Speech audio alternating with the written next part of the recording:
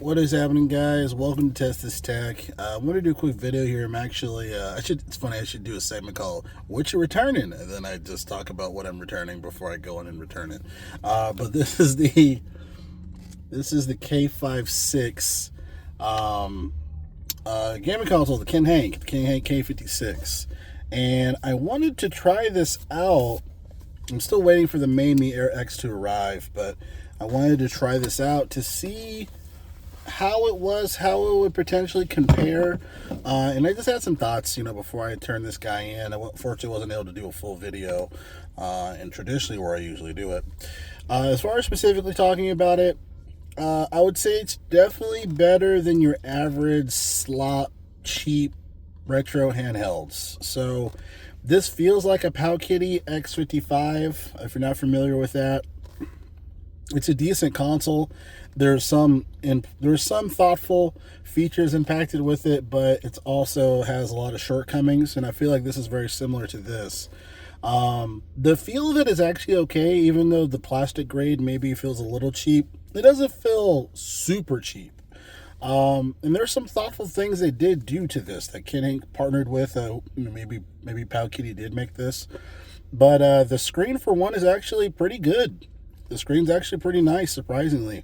I thought it was going to be similar to like the E6 Ultra, which is like a terrible device, old screen, really bad device.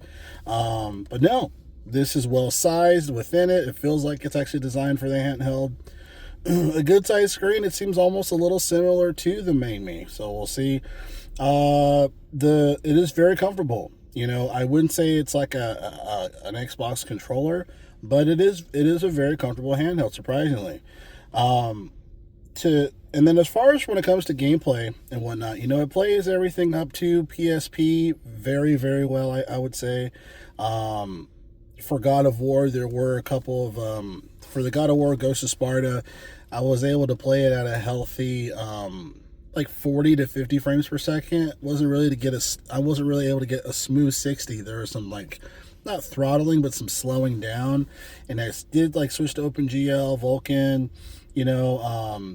if you do it at the native resolution, the 1x, it'll do 60, but getting to 3x resolution, you kind of get 40 to 50, from my experience. PS2, some light PS2 will run on it. I did do a test for San Andreas, Grand Theft Auto San Andreas. You do have to do some adjusting to it. So I did a -1 for the EE cycle rate, and that was pretty decent. I was able to get 27 to 30 frames per second, but you do have to make some adjustments in order for it to work. It technically will run it, but you have to change the EE cycle on it.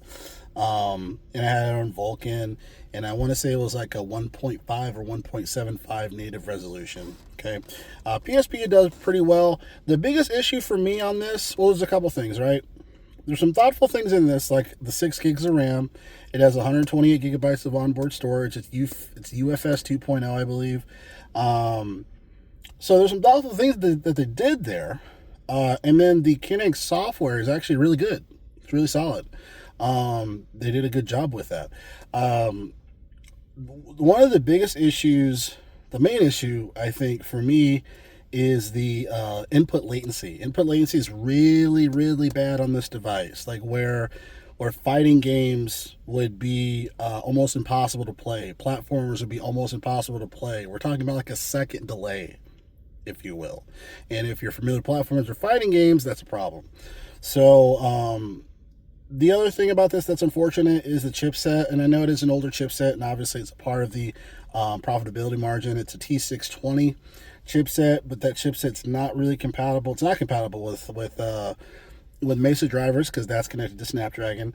So it's really boxed in for what you can do with this. The nice thing about the main Me is that it has a Snapdragon 662, but it opens the door for different drivers you can use on it, kind of push the power of it. So it opens the door for Game Hub, opens the door for, the Switch emulators, to add those drivers to it, right? So there's more doors open for the main Me Air X versus the Kinhank, where, it's a Unisoc T620.